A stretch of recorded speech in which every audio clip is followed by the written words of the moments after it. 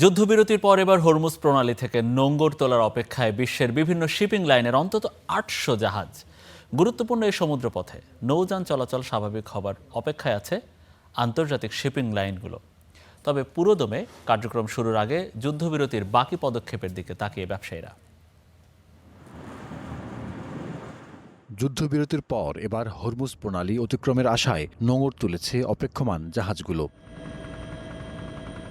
যুদ্ধবিরতির সুযোগে গুরুত্বপূর্ণ এই সমুদ্রপথে আটকে পড়া জরুরি পণ্যবাহী ৮০০-র বেশি জাহাজ দ্রুত সরিয়ে নেয়ার পরিকল্পনা করছে আন্তর্জাতিক শিপিং লাইনগুলো। সকাল থেকেই জাহাজগুলো পার হবার প্রস্তুতি নিচ্ছে। যুক্তরাষ্ট্র ও ইরানের এই যুদ্ধবিরতির অন্যতম শর্ত হল হরমুজ প্রণালী খুলে দেওয়া। বলা হচ্ছে অন্তত ২ সপ্তাহ জাহাজ চলাচলে কোনো বাধা থাকবে না। বিশ্বের অন্যতম একটি কন্টেইনার শিপিং গ্রুপও আশাবাদী যে হরমুজের বাধা দূর হলো।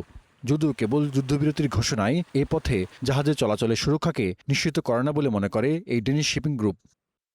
যুদ্ধবিরতি হরমুজ প্রণালী দিয়ে যাতায়াতের সুযোগ তৈরি করতে পারে, কিন্তু এটি এখনও পূর্ণ সামুদ্রিক নিশ্চয়তা প্রদান করে না। এই মুহূর্তে আমরা সতর্কতামূলক পদক্ষেপ নিচ্ছি, নির্দিষ্ট কোনো পরিষেবায় কোনো পরিবর্তন আনছি না।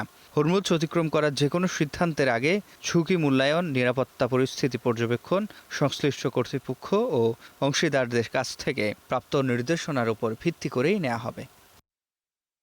মার্কিন ইসরায়েলি হামলায় যে ক্ষয়ক্ষতি হয়েছে তা পূরণে হরমুজে মোটা অঙ্কের টোল বসিয়েছে ইরান।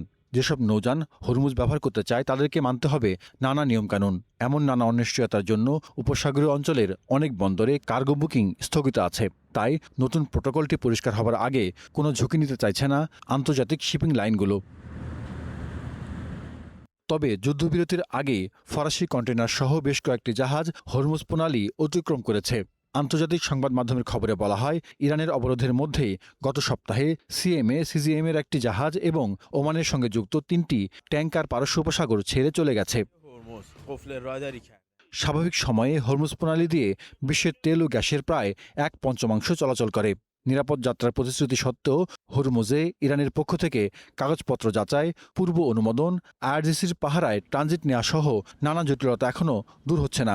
সেজন্য অপেক্ষা ইরানের সাথে স্থায়ী যুদ্ধবিরতির। Jahidur Rahman, Star news.